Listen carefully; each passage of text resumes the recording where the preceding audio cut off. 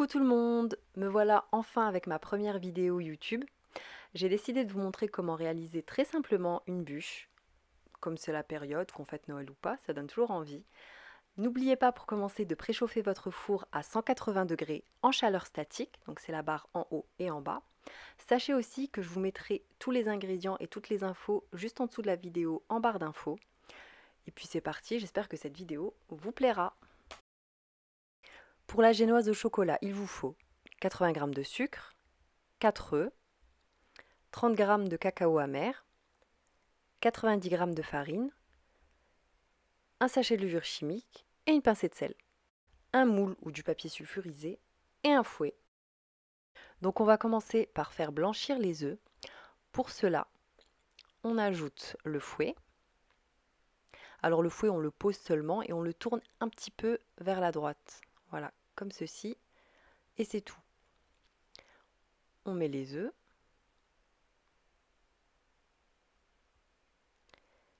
Et le sucre.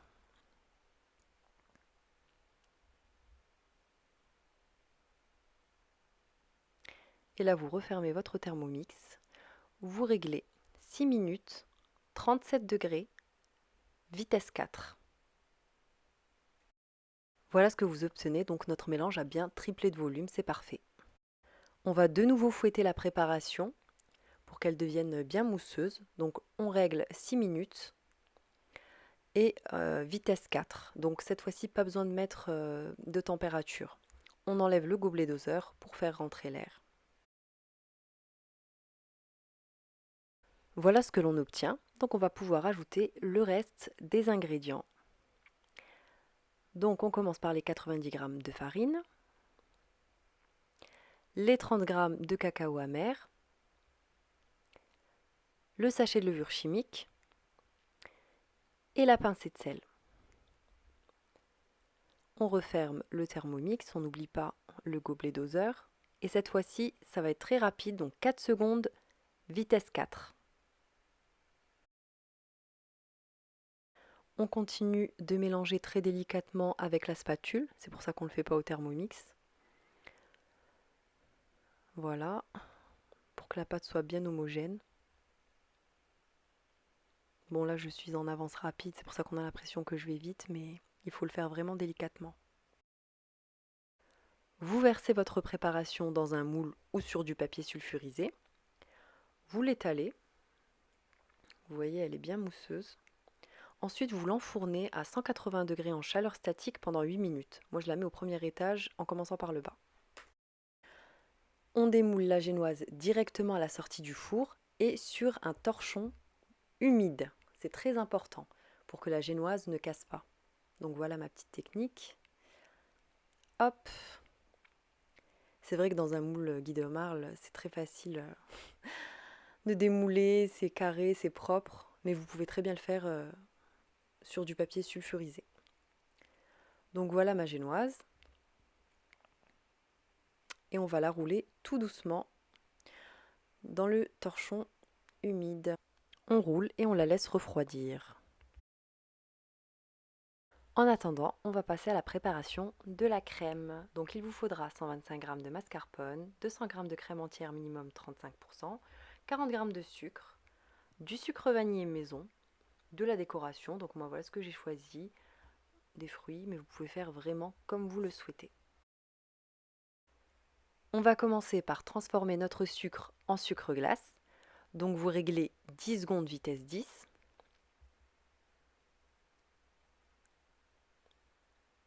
En réalité, c'est presque tout aussi rapide.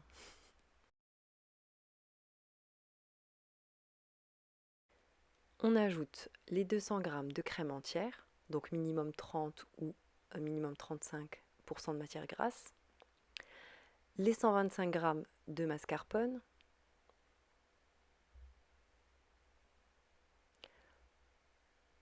et le sucre vanillé. Donc là, on va bien surveiller notre crème pour qu'elle ne se transforme pas en beurre. Oui, j'avais oublié le fouet. Ne faites pas la même bêtise que moi.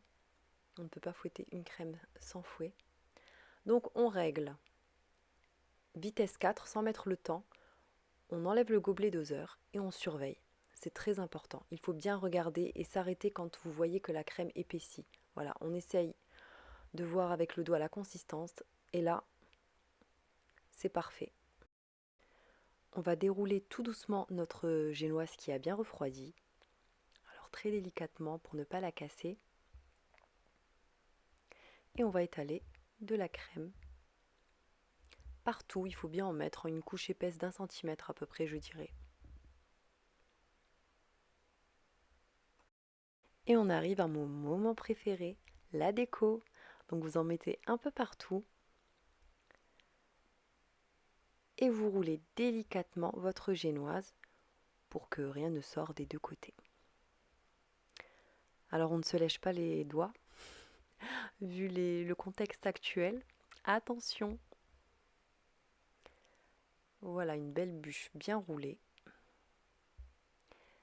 Et maintenant on passe à la déco extérieure.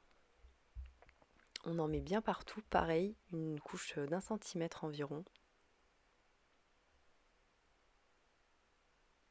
On coupe les extrémités pour avoir une belle bûche. On passe maintenant à la déco extérieure, donc voilà comment je procède. J'ai mis des physalis, comme c'est la période, et ça fait joli. J'ai aussi mis des framboises, des myrtilles, du pralin, donc un petit peu de tout, du frais, du croquant. Mais encore une fois, vous pouvez mettre ce que vous voulez.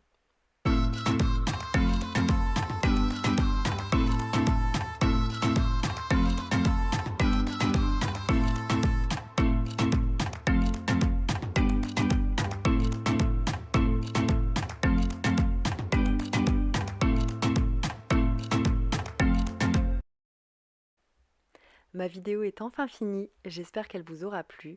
En tout cas, j'ai hâte de voir vos réalisations. N'hésitez pas à me les envoyer sur Insta, sur Snap, partout. N'oubliez pas de liker ma vidéo et de vous abonner. À bientôt!